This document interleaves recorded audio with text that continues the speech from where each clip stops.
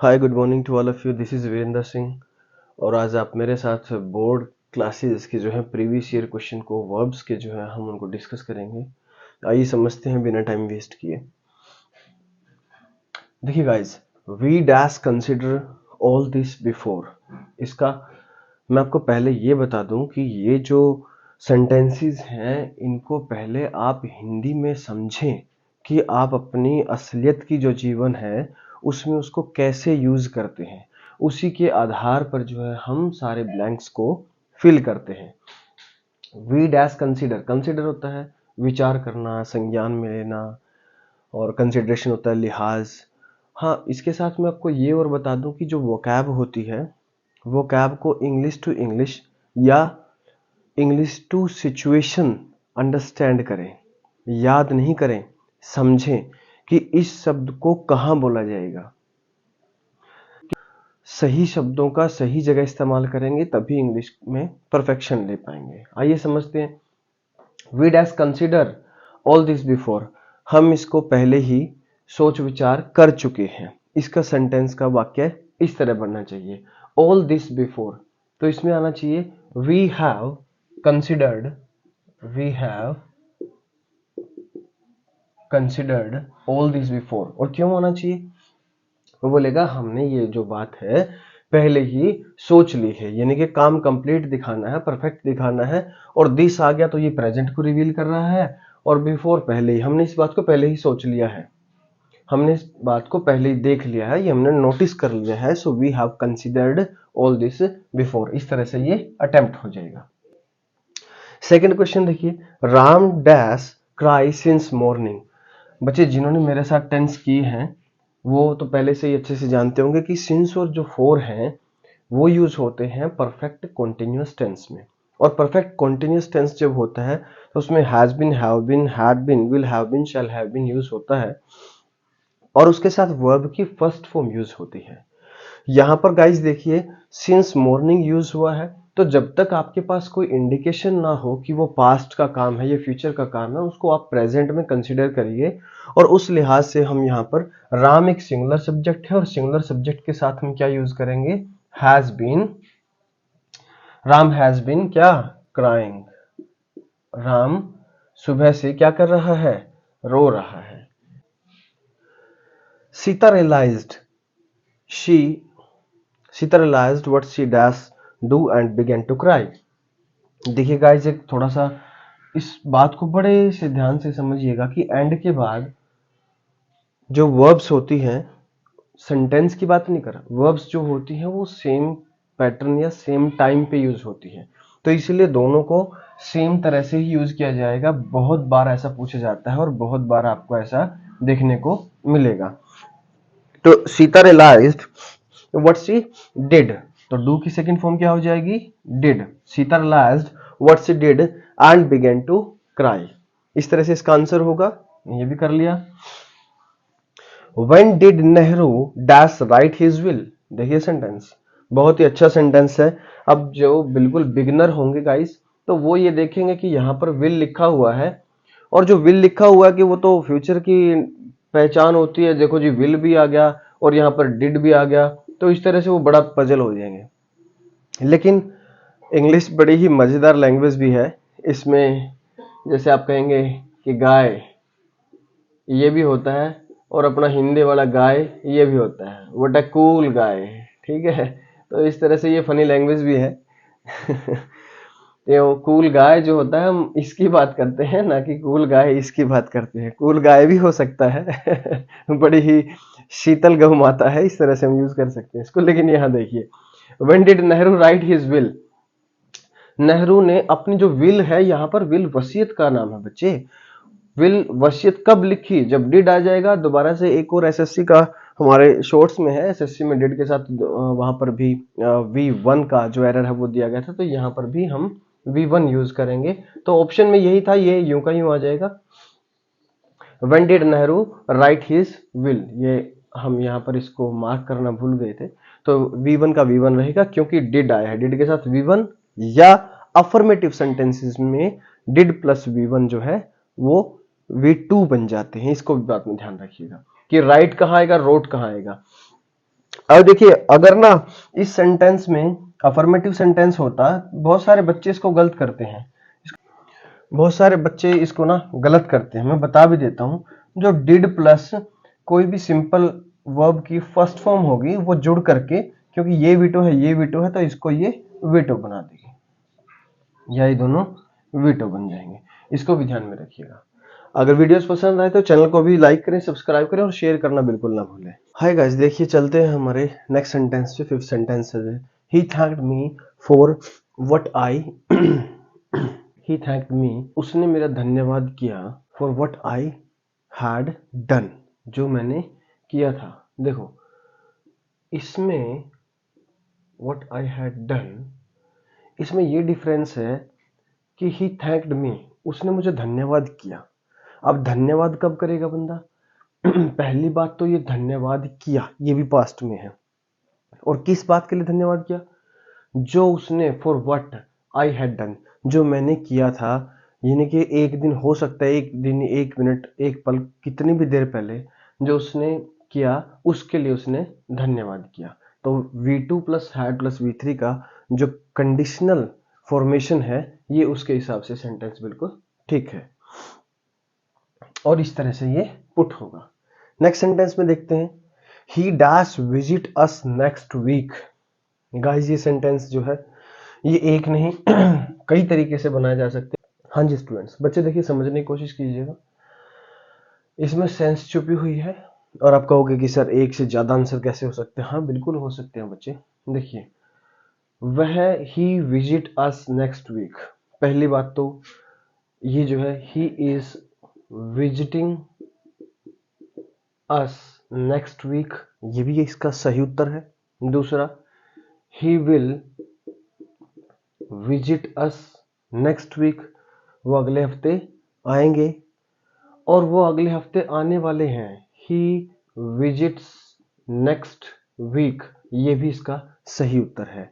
ये advance formation में है। जब हम कहते हैं कि प्राइम मिनिस्टर कल आने वाले हैं, तो आने वाले की जो सेंस आती है वो फ्यूचर प्लस प्रेजेंट कॉम्बिनेशन में दिखती है, और कल आएंगे तो विल विजिट हो गया, और कल आ रहे हैं तो इज विजिटिंग हो गया। तो तीनों सेंटेंस जो हैं हमारे हिंदी भाषा के जो सेंटेंसेस हैं उनके अकॉर्डिंग तीनों के जो मीनिंग है वो मीनिंगफुल है। नेक्स्ट सेंटेंस को देखते हैं, look they dash go down. देखिए बच्चे, एक बात को पक्का ध्यान रखिएगा, जब लुक आ जाता है, प्रेजेंट मोमेंट आ जाता है, एट प्रेजेंट आ जाता है, नाउ डेज आ जाता है, तो ये जो लुक है अपने आप में रिवील कर रहा है प्रेजेंट को। Look they are going down, they are going down. क्यों? क्योंकि लुक में आप वहां पर प्रेजेंट हैं, तभी तो कह सकते हैं कि देखो वो नीचे जा रहे हैं, दे आर गोइंग डाउन, इस वजह से। ये गाइस, इस सेंटेंस को देखते हैं, अल्फ्रेड नोबल बोर्न ऑन 21 अक्टूबर। पहली बात तो देखिए बच्चे, यहाँ पर बी की फॉर्म यूज होगी, और ये पास्ट का टाइम दे रखा है, तो वैसे ही बिल्कुल कॉमन अंडरस्टैंडिंग है, वाज या वर में से कुछ ना कुछ आना चाहिए, ठीक है। हाँ, अल्फ्रेड नोबल पास्ट टाइम आ जाता है, तो यूजुअली हम सबसे पहले वीटो या वाज वर हैड को ध्यान में आता है। तो यहाँ पर अगर अल्फ्रेड नोबल सिंगुलर सब्जेक्ट है तो हम वाज को पुट करेंगे। दूसरा, यहाँ पर जो स्ट्रक्चर बन रहा है बच्चे, वाज प्लस V3 है, पैसिव वॉइस है। बोर्न पैदा हुआ, वन टाइम है, ये V2 का पैसिव वॉइस है। V2 मतलब वर्ब की सेकंड जो फॉर्म है, यानी कि जो पास्ट इंडेफिनिट जो टेंस है, ये उसके पैसिव फॉर्म में आता है। तो अल्फ्रेड नोबल जो है वो पैदा हुए थे। इस तरह से इंडिकेशन किधर जा रहा है? अल्फ्रेड नोबल के, वो हुए थे। अल्फ्रेड नोबल ने पैदा नहीं किया था, वो हुए थे। जब होना होता है वो पैसिव वॉइस होता है, जो करना होता है वो एक्टिव वॉइस होता है। सेकंड फॉर्म बच्चे, बियर, बियर, बोर और बोर्न, ये पक्का याद रखें। देखिए, a lawyer is a person who habitually tell lie, यहाँ पर वर्ब पूछी गई है। अब वो आदमी क्या, एक बार आप अगर एक बार में सेंटेंस को समझने की कोशिश करेंगे तो जो सेंटेंस को अप्रोक्सीमेट भी लगा देगा वो उसका आंसर बिल्कुल फिल कर लेगा। बिल्कुल इसको ग्रामर भी नहीं आते, वो भी हल्की सी अगर बात को समझेगा तो बिल्कुल अटेम्प्ट कर लेगा। ए लॉयर इज ए पर्सन, माफ कीजिएगा, इसमें दोनों लॉयर वकील होता है और लॉयर झूठा होता है, दोनों की सेम सेम सी प्रोनाउंसिएशन है। कहीं आपका ऐसे आप लॉयर बोल रहे हो, लॉयर बोल रहे हो, ठीक। तो ये लॉयर होता है और वो लॉयर होता है, ठीक है ना, लॉ से लॉयर बना है। Liar is a person who habitually tells, जो क्या करता है, हु हैबिचुअली क्या करता है, टेल्स। और टेल्स कैसे आया, यानी कि does plus tell, does plus tell को जब ऐड करते हैं तो क्या आ जाएगा, तो हु हैबिचुअली टेल्स लाइज, जो यानी कि बार बार हमेशा ही जो है क्या बोलता रहता है, जो झूठ बोलता रहता है वो लॉयर है। वैसे गलत नहीं है, लॉयर भी हमेशा झूठ ही बोलता है क्योंकि उसका काम ही यही है, प्रोफेशन ही यही है। जो जिस काम के उसने पैसे ले लिए वो उसके लिए उसको साबित करने पे रहेगा, चाहे वो झूठ हो या सच हो। आगे देखिए sentence, the conductor dash work for, ये वर्ब है, ऑप्शन ये दिया हुआ वर्क फॉर एन आर। अब कंडक्टर क्या कर रहे हैं, has been working for an hour. जब तक बच्चे हमारे पास कोई भी प्रूफ नहीं होता, कोई भी इंडिकेशन नहीं होता कि वो पास्ट में है या फ्यूचर में है, तब तक हम उसको प्रेजेंट मान करके अटेम्प्ट करेंगे। द कंडक्टर क्या कर रहे हैं, has been working for an hour, और 1 घंटे से जो है कंडक्टर काम कर रहा है। अब बेटा वोकैब के पोर्शन से अगर मैं आपको बताऊं तो कंडक्टर क्या क्या होता है। कंडक्टर तो वैसे साइंस में इंसुलेटर और कंडक्टर भी आप लोगों ने पढ़ा होगा, साइंस वाले हैं वो अच्छी तरह जानते हैं। और दूसरा कंडक्टर होता है जो बस में ट्रेवल करता है, वो क्या करता है, संचालक जो होता है। तीसरा कंडक्टर होता है जो असेंबली को कंडक्ट करता है, वो भी कंडक्टर होता है। ऑर्गेनाइजर जो होता है, ठीक है, जिसने चीजें ऑर्गेनाइज कराई। तो मैं इसीलिए कहता हूं आप इन वर्ड को जो है सिचुएशन के हिसाब से समझें, अगर आप जेन्युइनली वोकैब को बिल्ड करना चाहते हैं।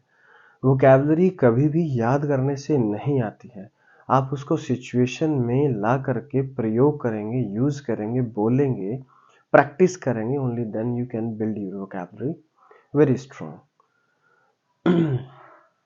देखते हैं नेक्स्ट सेंटेंस देखते हैं, it dash rain since morning. पहले भी मैंने बताया था, जब कुछ नहीं बताया हो तो इट सिंगुलर है, सिंगुलर के साथ हैज के साथ बीन, बीन क्यों आएगा, क्योंकि सिंस है। सिंस जब मैंने बताया सिंस और फॉर जहां आ जाता है वहां पर हम has been, have been, had been, will have been, shall have been का यूज करते हैं। फ्यूचर में इसको यूज नहीं करते, फ्रॉम का यूज करते हैं। ज्यादा इंफॉर्मेशन के लिए आप टेंसेस की वीडियो जाकर के देखिए, वहां पर आपको कंप्लीट इंफॉर्मेशन मिलेगी। अभी के लिए हैज बीन क्या, रेनिंग। रेन वर्ब भी है और रेन नाउन भी है। रेन वर्ब भी है और वर्ब कैसे और नाउन कैसे। नाउन तो जैसे वर्षा, इस एरिया में कितनी वर्षा होती है, तो वो क्या नाउन की तरह काम कर रहा है। और आप कह रहे हो कि बाहर बारिश हो रही है, बाहर वर्षा हो रही है, तो वो वर्ब की तरह काम करता है। तो ये डिफरेंस होता है, जहां पर स्टेबल होता है। Early wear white clothes but today dash wear a red shirt. भाई अटेम्प्ट करने का फॉर्मूला मैं फिर बता देता हूँ। पहले सेंटेंस को पढ़ें, पहले सेंटेंस को ये देखिए, उसमें से 80 से 90% तो पहले ही समझ में आ जाता है कि ये बात क्या कही गई होगी। फिर उस बात में देखें क्या अक्षर सेट होते हैं और वो फिर टेंस कौन सा बनता है और उस हिसाब से फिल कर ले। ऐसे फिलिंग द ब्लैंक्स जो है अटेम्प्ट होते हैं। और फिलिंग द ब्लैंक्स ही नहीं, सेंटेंस इंप्रूवमेंट, एरर, सभी इसी तरह से अटेम्प्ट होते हैं। ही जनरली वियर्स, क्या है, ही के साथ क्या आएगा, वियर्स। वह आमतौर पर क्या सफेद, वह आमतौर पर सफेद कपड़े डालता है, बट लेकिन आज टुडे ही इज वियरिंग, उसने क्या डाला है, ए रेड शर्ट, लेकिन आज उसने एक रेड शर्ट डाली हुई है। इस तरह से आपको सेंटेंस कॉम्बिनेशन लाना पड़ेगा। और देखिए present indefinite tense usually, generally, occasionally, rarely, seldom, often, ये सारे वर्ड हैं, एवरीडे, इन सारी आइडेंटिफिकेशन होते हैं ये अलग से उनमें। लेकिन सेंस अल्टीमेटली चाहे आप कितने भी रूल कर लें, आप खुद जब तक रीड नहीं करेंगे, उनको प्रैक्टिस नहीं करेंगे, तब तक आप जो है चीज़ों को नहीं समझ सकते deeply, because here it reveal something, in the next sentence it may be something else. और मैंने एक पहले सेंटेंस अभी करवाया जो जिसमें इज विजिटिंग आ रहा है, जिसमें विल विजिट आ रहा है और जिसमें विजिट्स आ रहा है, तीनों का अलग अलग मतलब है। मॉडल्स में भी इसी तरह होते हैं, जैसे मे, माइट और मस्ट जो है यूज होंगे तो वो डिफरेंशिएट करेंगे सेंटेंस को, ये बताएंगे कि ये भाव क्या दे रहा है। मे स्लाइट में जो है पॉसिबिलिटी, माइट जो स्लाइट पॉसिबिलिटी, और मस्ट जो है एक स्ट्रॉन्ग पॉसिबिलिटी बता रहा है। लेकिन पॉसिबिलिटी सब तीनों है, लेकिन उसमें परसेंटेज कह सकते हैं या प्रोबेबिलिटी का जो दायरा है वो कम ज्यादा हो जाता है, तो इस वजह से रिवील करते हैं। और बहुत सारी चीजें हैं ऐसी जो केवल प्रैक्टिकली यूज करने पर ही समझ आ सकती हैं, अदरवाइज वो कभी समझ नहीं आएंगी। क्योंकि जैसे एग्जांपल में मैं देता हूं आपको, अगर कैन और मे को देखें, he can come in, yes he can come in, ये भी सही है, ही कैन कम इन, और ही में कम इन, ही में कम इन, दोनों सही हैं, कोई भी सेंटेंस गलत नहीं है, लेकिन दोनों की सिचुएशन अलग अलग है। समझ गए? यहाँ पर आप परमिट कर रहे हो ही में कम इन, हाँ हाँ वो अंदर आ सकते हैं, कोई इश्यू नहीं है, लेकिन ही कैन कम इन यहाँ पर उसकी ऑथोराइजेशन बता रहे हैं। सपोज करो कि आप एग्जामिनेशन हॉल में बैठे, तो जो इन्विजिलेटर है या जो एग्जामिनर है वो किसी भी तरह समय अंदर आ सकते हैं, yes he can come any time, definitely. और दूसरी बात कह सकते हैं कि आप रूम में हो और सपोज कोई बच्चा बाहर खड़ा है, तो आप कहते हो कि सर वो बाहर खड़ा है, क्या उसको बुला दोगे? यस यस ही में कम इन, हाँ हाँ अंदर आ सकता है वो। और सर खड़े हैं तो ही में कम इन, सर भी अंदर आ सकते हैं, ठीक है, नो इशू। सर्दी में बास कम हो तो रिस्पेक्ट के लिए भी हम कहते हैं यस यस ही में कम इन, आ जाओ अंदर आ जाओ, तो वो भी मे के लिए यूज होगा। कैन जो है वो अधिकार के लिए यूज होगा और मे जो है वो पॉसिबिलिटी के लिए यूज होगा। तो यहाँ से मैं आपको एक स्लाइड सा ये बताना चाहता था कि चीजें जो है वेरी करती हैं, दोनों चीजें भी ठीक रहती हैं, वो डिपेंड करता है कि वहां पर आप कहना क्या चाहते हो। हाय गाइस, देखिए नेक्स्ट सेंटेंस पे चलते हैं, 13 number. Milk cost 30 rupees a kilo. इसका मतलब है कि दूध जो है वो 30 रुपए किलो आता है। तो प्रेजेंट इंडेफिनिट टेंस बना तो मिल्क के हिसाब से मिल्क जो है अनकाउंटेबल है, और अनकाउंटेबल के साथ सिंगुलर आएगा डज, और डज प्लस जो कोस्ट है, डज प्लस कोस्ट जो है क्या बनाता है? कोस्ट बनाता है। क्या बनाता है? कोस्ट बनाता है। तो milk cost 30 rupees a kilo every day. Ravi हर रोज सैर के लिए रवि हर रोज सैर के लिए जाता है। अब घूमने जाता है तो क्या, फिर प्रेजेंट इंडेफिनिट, फिर रवि के साथ क्या आ जाएगा? सिंगुलर, सिंगुलर के साथ डज आता है, डज प्लस गो क्या बनाता है? गोज बनाता है। तो इसी तरह से क्या आ जाएगा? Ravi goes out for a walk every day. Truth, वह हमेशा सच बोलता है। तो फिर वही ऑलवेज आ गया, और यहाँ पे क्या आएगा? डज, डज प्लस फिर क्या आएगा? स्पीक, और डज प्लस स्पीक क्या बनाता है? स्पीक्स बनाता है। क्या बनाता है? स्पीक्स। तो ये इसका आंसर हो गया।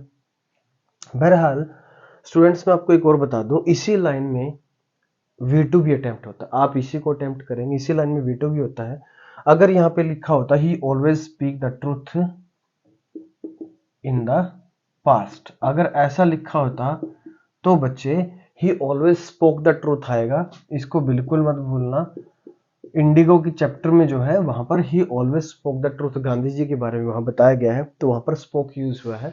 आप सेंटेंस को बड़े ध्यान से पढ़ लेना, क्योंकि कई बार बच्चे सिंपल सेंटेंस देख के थोड़ा सा एक्साइटेड हो जाते हैं और गलत आंसर वहां पर फिल कर देते हैं।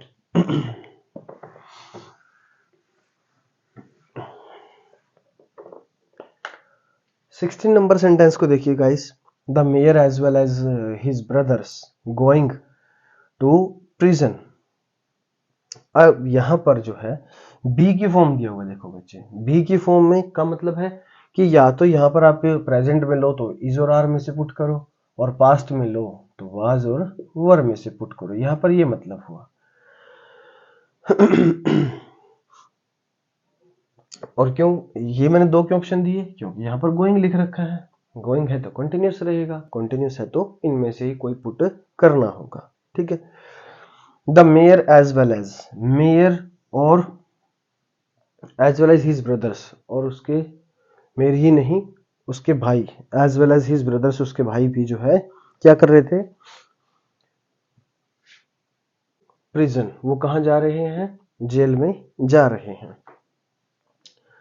देखो बच्चे, यहाँ पर मैं आपको सब्जेक्ट वर्ब एग्रीमेंट का एक बहुत ही अच्छा जो पार्ट है वो करवा रहा हूँ, उसको ध्यान से देख लो। यहाँ पर इधर और, नीदर नोर, ठीक है, अगर ये सेंटेंस में आ जाते हैं तो जो सेंटेंस में सब्जेक्ट के बाद वाला जो सब्जेक्ट के लगते ही जो ब्लैंक्स, जिस ब्लैंक के लगते ही सब्जेक्ट जो होगा उसके अकॉर्डिंग हम उसको पुट करेंगे। अब इसमें मैं एग्जांपल लेता हूं, आइए समझते हैं। यहाँ पर इसमें नीदर नोर इधर और का कैसे यूज होता है। देखिए सेंटेंस में, ना तो नाइदर राम नोर हिज फ्रेंड्स, ना तो राम और ना उसके दोस्त जो है वो इस प्रॉफिट के लिए, इस लाभ के लिए जिम्मेदार हैं। अब फ्रेंड्स प्लूरल आ जाता है तो वर आएगा, और सिर्फ फ्रेंड आ जाता है तो वाज आएगा। याद रहेंगे, इनके पहले वाले में वाज आएगा और दूसरे वाले में वर आएगा, जबकि सेंटेंस सेम रहेगा। इसीलिए मैं कह रहा हूं जो जो दो सब्जेक्ट ज्वाइन, जो कंजंक्शन के बाद वाला जो ब्लैंक्स जो सब्जेक्ट है उसके जो पास रहेगा सबसे, उसके अकॉर्डिंग फिल होगा। ये एस है तो वो एस है तो वर आ जाएगा, और सिंगुलर है तो वो आ जाएगा। कई बार यहाँ पर ना अनकाउंटेबल नाउन भी होता है, अनकाउंटेबल भी होता है, तो उसके अकॉर्डिंग अनकाउंटेबल सिंगुलर काउंट होता है, तो उसी के अकॉर्डिंग पुट होता है। नेक्स्ट सेंटेंस को देखते हैं, there the bell, there the bell, तो यहाँ पर इसका मतलब है ये बजी घंटी, देयर गोज द बाउंड्री, ये लगा चौका। तो यहाँ पर इस तरह से हम सेंटेंसेस को फ्रेम करते हैं। तो देयर के साथ सिंगुलर, बेल के बेसिस पे यहाँ पर does plus go plus goes, इस तरह से। So there goes the bell और देयर गोज द बाउंड्री। ठीक है, इस तरह से कमेंट्री भी आप हमेशा सुनते होंगे, आई होप। जो कमेंट्री होती है वो भी प्रेजेंट इंडेफिनिट में ही होती है, क्योंकि वो सामने ही सामने आप देख रहे होते हैं, ये चौका जाता हुआ, इस तरह से। ठीक है ना। दे डैश पंचकुला यस्टरडे, यस्टरडे आ जाएगा तो मेरे ख्याल से कुछ सोचने की जरूरत ही नहीं रहेगी, वी2 आ जाएगी, और वी2 जो है बर्न की चाहिए तो बर्नट आ जाएगा। और यहाँ पर इसका मतलब यस्टरडे आ जाता है, last year, previous year, 2 days अगो, 3 days अगो, और सिंस के साथ भी ज्वाइनिंग होती है कंडीशनल्स में। ठीक है, 3 person got out and disappear into night, मैंने पहले भी बताया था, गोट जो है वर्ब की सेकंड फॉर्म है। वर्ब की कौन सी फॉर्म है, सेकंड फॉर्म। और एंड के बाद भी कैसी फॉर्म आएगी, वर्ब की सेकंड फॉर्म आएगी। कौन सी फॉर्म आएगी, सेकंड। और डिसअपीयर की सेकंड फॉर्म ईडी लग जाएगा तो बन जाएगा डिसअपीयर्ड। ठीक है, डिसअपीयर्ड बन जाएगा। 3 person गोट आउट, बाहर गए, एंड डिसअपीयर्ड इनटू नाइट, और अंधेरे में, इनकी रात्रि में गायब हो गए। दोनों काम एक ही समय हो रहे हैं, दो सेंटेंसेस को नहीं, तो वर्ब को ज्वाइन किया। वी डैश सा that she float on the water of the river, तो फ्लोट क्या होता है, तैरना होता है। हमने देखा कि वह नदी पर तैर रही है, हमने देखा था कि वह नदी पर तैर रही है, या तैर रही थी, तैर रही थी। हमने देखा कि वह नदी पर तैर रही थी, पास्ट है तो वाज फ्लोटिंग, तैर रही थी। पास्ट कॉन्टिन्यूस टेंस हो गया, क्योंकि सी है इसलिए वाज लग गया, प्लूरल होता तो वर लग जाता, तो she was floating on the water of the river. Hi guys, देखिए next sentence 21, snake not make holes, they does live in the holes made by the other creature. सांप जो है वो अपने बिल जो है नहीं बनाते, वो और क्रिएचर द्वारा बनाए गए बिलों में रहते हैं। तो रहते हैं इसलिए प्रेजेंट इंडेफिनिट बन गया। और इसी तरह से यहाँ पर स्नेक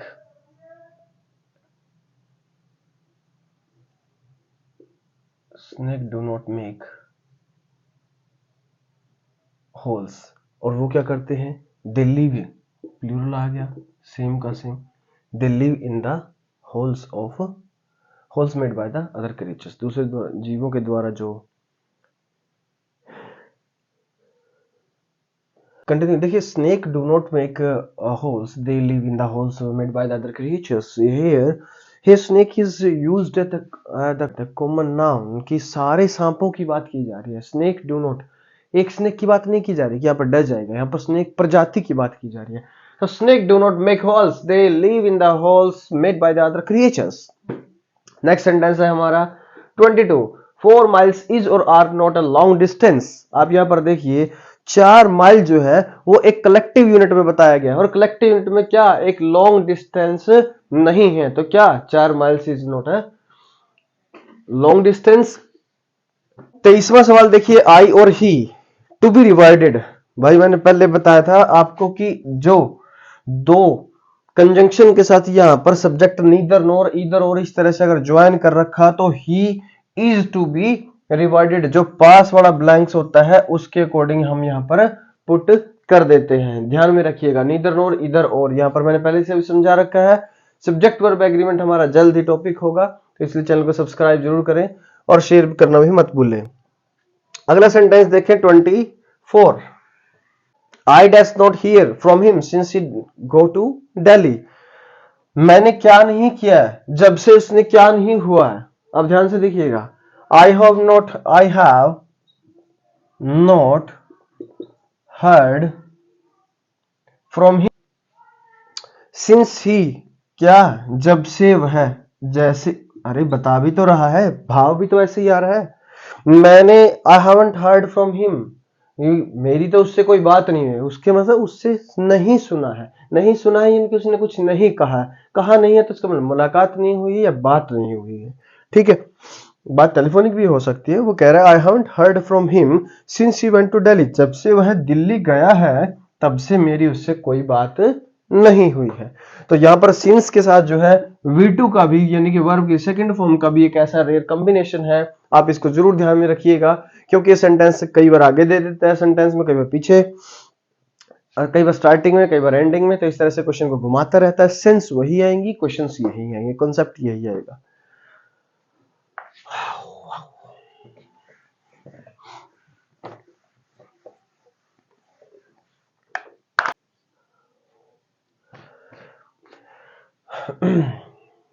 देखिए sentence, our teacher speak so quickly that most of the students not understand him.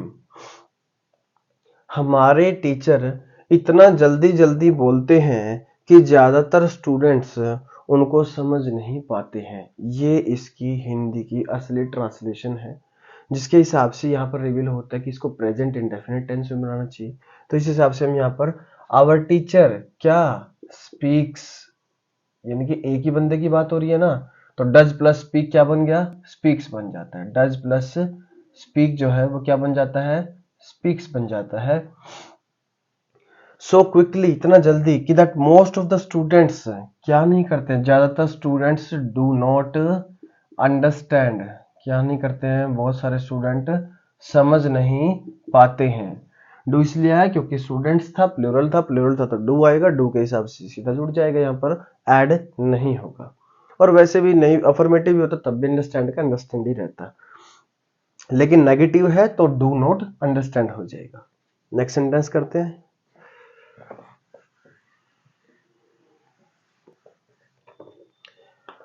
In Tamil Nadu, men usually wear lungis. Usually, occasionally, rarely, seldom, generally. तो ये सारे वर्ड जो है ऑलरेडी हमें प्रेजेंट इंडेफिनिट बना के देते हैं, और बोर्ड क्लासेस में ज्यादातर प्रेजेंट इंडेफिनिट टेंस ही 80% पूछा जाता है। तो यूजुअली क्या, डज प्लस वियर क्या बन जाएगा, तो क्या बन जाएगा, वियर्स, क्या बन जाएगा, वियर्स, क्योंकि आपको पता है जो डज प्लस वियर वर्ब को जब जोड़ते हैं तो S E I S verb के पीछे लग जाता है, तो वो इस हिसाब से पूछता है कि यहाँ पर एस लगेगा, यस लगेगा।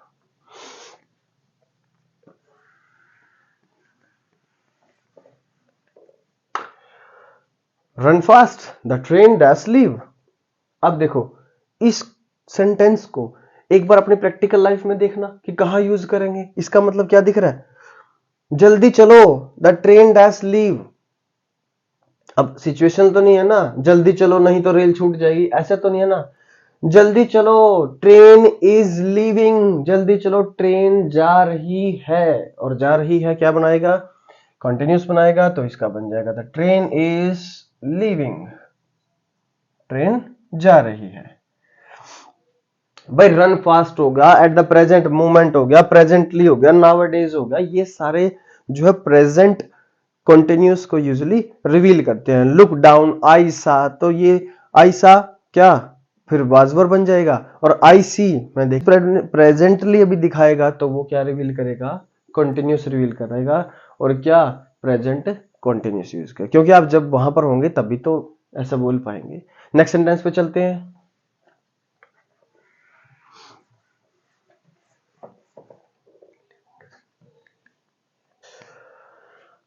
28वां सेंटेंस देखिए, I can't answer the telephone because I dash make an omelette.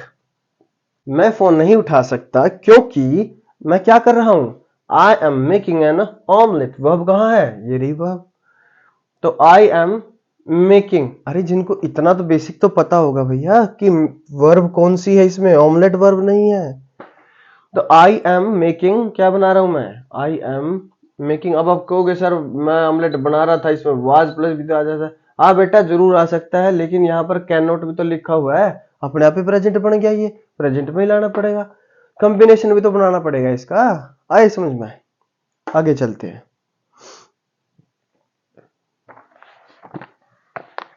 Sentence कहता है हमारा, she always find faults in others.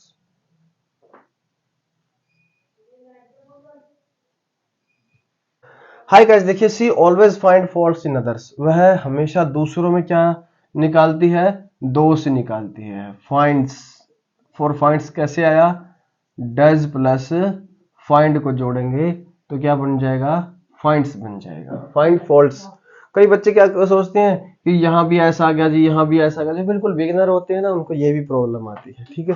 तो ऐसा मत समझे कि वहां पर ऐसा लगा हुआ है तो यहाँ ऐसे नहीं आएगा, ये डिफरेंट मीनिंग बनाता है। यहाँ पर वह हमेशा औरों में कसूर निकालती रहती है। What evidence is और are these facts? इन कृतों का कोई क्या है, कोई प्रूफ है, कोई एविडेंस होता है, कोई सबूत है। These acts, तो what evidence are these acts? अब these वैसे ही प्लूरल दे रखा है, इधर acts भी प्लूरल हो गया, तो अब ये सब्जेक्ट के अकॉर्डिंग लगेगा, क्या बन जाएगा, are these acts। Next sentence पे चलते हैं। वहां पर टू बी दे रखा था, टू बी में इज और आर आएगा, या वाजवर में भी दोनों आ सकते हैं अगर टू बी फॉर्म दी हुई है तो। ईदर माई ब्रदर और my father dash responsible to be, be is am are was were, इनमें से यहां पर पुट करना है हमें। मान लेते हैं हमने कि इज और आर में से पुट करते हैं, तो क्या पुट करेंगे, या तो मेरा भाई और या मेरा पिताजी क्या है, जिम्मेदार है। तो यहां पर ने पहले ही बताया था कि ब्लैंक्स के लगते ही जो सब्जेक्ट है उसके अकॉर्डिंगली हम फिल करेंगे किसको, ब्लैंक्स को, जब कंजंक्शन से जोड़ा गया हो। याद रखोगे इस पॉइंट को। Captain along with the soldiers is going, अब इज गोइंग क्यों आएगा, क्योंकि बात किसकी कही जा रही है, कैप्टन की जा रही है, और अलोंग विद द सोल्जर्स, इनके सोल्जर्स के तो वो साथ जा रहा है भैया, बात समझ रहे हो। अब यहाँ पर इस सेंटेंस को नहीं देखे, सोल्जर्स तक मत देखो, तो यहाँ पर दिखेगा the captain is going, the captain is going, और यहाँ पर सिर्फ यही तो जोड़ा कि साथ किस कौन ले जा रहा है, सोल्जर्स जा रहे हैं, the captain along with the soldiers is going, तो यहाँ पर इज भी आएगा ऐसी सिचुएशन में। लेकिन यहाँ पर या तो ये, या अगर मेरे फ्रेंड्स जैसे मैंने पहले बताया, या तो वो रिस्पॉन्सिबल है या उसके दोस्त रिस्पॉन्सिबल है। आई होप आप समझ पाए होंगे, अगर नहीं भी समझ पाए तो आप सब्जेक्ट वर्ब एग्रीमेंट में दोबारा से इन चीजों को बड़ा डिटेल समझ सकते हैं। अभी के लिए जस्ट आप अपने बोर्ड एग्जाम दीजिए और एंजॉय वाचिंग जी। देखो, water dash at 100 degree to boil, तो यहां पर क्या है, पानी 100 डिग्री पर उबलता है, यही कह रहे हैं ना। तो water boils, water boils at 100 degree celsius. तो यहाँ पर बॉइल्स आ जाएगा।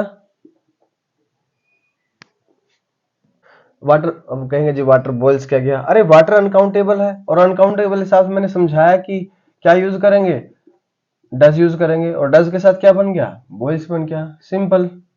ठीक है ना। देखो वीडियो अगर पसंद आई हो तो चैनल को लाइक करें, सब्सक्राइब करें और शेयर करना मत भूलें। और इसी तरह से अपनी ग्रामर को बड़ा स्ट्रॉन्ग बनाए विद सेंस और कॉन्सेप्ट के साथ। Thank you.